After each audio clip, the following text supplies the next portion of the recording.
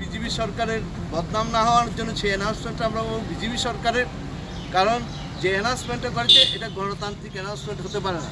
হচ্ছে কুৎসা না রটানোর জন্য, কুৎসা রটানো হলে তাদেরকে পানিশমেন্ট, এত ধারাতে পানিশমেন্ট দেওয়া হবে। কিন্তু এখনও পর্যন্ত প্রেজেন্ট, যেমন সবিতা দেবনাথের লাশটা পাওয়া গেল, কে মেরেছে কোনো সঠিক উত্তর আমরা পাইনি। তবু ওসি সাহেব আমাদেরকে আশ্বস্ত করেছেন উনি নাকি 70% এটা সলভ করতে পেরেছেন, আরও 30% বাকি রয়ে গেছে। হ্যাঁ, কিন্তু আমাদের মমতা মজুমদার, যিনি গিরিধারী আশ্রমের, ওনাকে এখনও পর্যন্ত কোনো খোঁজ পাওয়া যাচ্ছে না। এই যে ক্রাইমকারীরা কারা, কোথা থেকে আসছে, উড়ু উড়ু খবর আমরা পাচ্ছি যে ইউপির থেকে আসছে নাকি। তাহলে আমাদের দেশের মানুষের ইউপির থেকে যদি ক্রাইম করে আমাদের দেশের লোকদেরকে নিয়ে যেতে হয়, এটা যদি সত্য হয়, তাহলে ভারতবর্ষের মানুষ অনাহার আছে।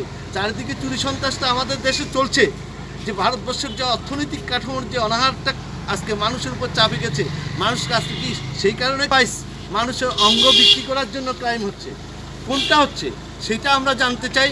আমরা সেটা প্রশাসনের কাছে আমাদের ডিমান্ড রেখেছি। আমরা 5 দফা দাবি রেখেছি। সেই 5 দফা দাবির মধ্যে এটা হচ্ছে আমাদের প্রথম দাবি। দ্বিতীয় দাবি হচ্ছে আমরা সবিতা দেবনাথের উনি সঠিক উত্তর পেয়ে গেছেন, আর 30% এখনও বাকি আছে। আর তৃতীয় নম্বর আমাদের দাবি হচ্ছে নেশামুক্ত ত্রিপুরা। আমাদের সরকার, বিজেপি সরকার নেশামুক্ত ত্রিপুরার জন্য খুব ডামাডোল বাঁচিয়েছেন। গাঁজার চাষও হচ্ছে, গাঁজাও কাটছে, আবার ট্যাবলেটও আসছে, কোরেক্সও আসছে। এগুলো কোত্থেকে আসছে, কারা আনছেন? এগুলো তো যারা নিচে বিক্রি করছেন তাদের ক্ষমতা নেই ওই কলকাতা থেকে বিভিন্ন ফ্যাক্টরি থেকে আনার জন্য। যে মহারাজরা সেগুলো চালু করছেন, তারা পার্টির নেতাদের পাশে বসে বসে ফুক্তিতে গাড়িতে ঘুরছেন, কোটি কোটি টাকা কামাচ্ছেন, আর চাপ সৃষ্টি করা হচ্ছে।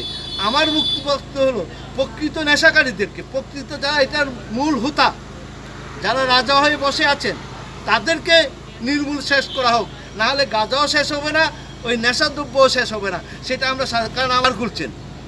তাহলে আজকে সেই জায়গাতে নেশামুক্ত কিছু হয়নি, বরং আরও চারিদিকে নেশা ছড়িয়ে গেছে। আর সেই নেশার কিছু স্পট আমরা বলছি, যে স্পটগুলো যাতে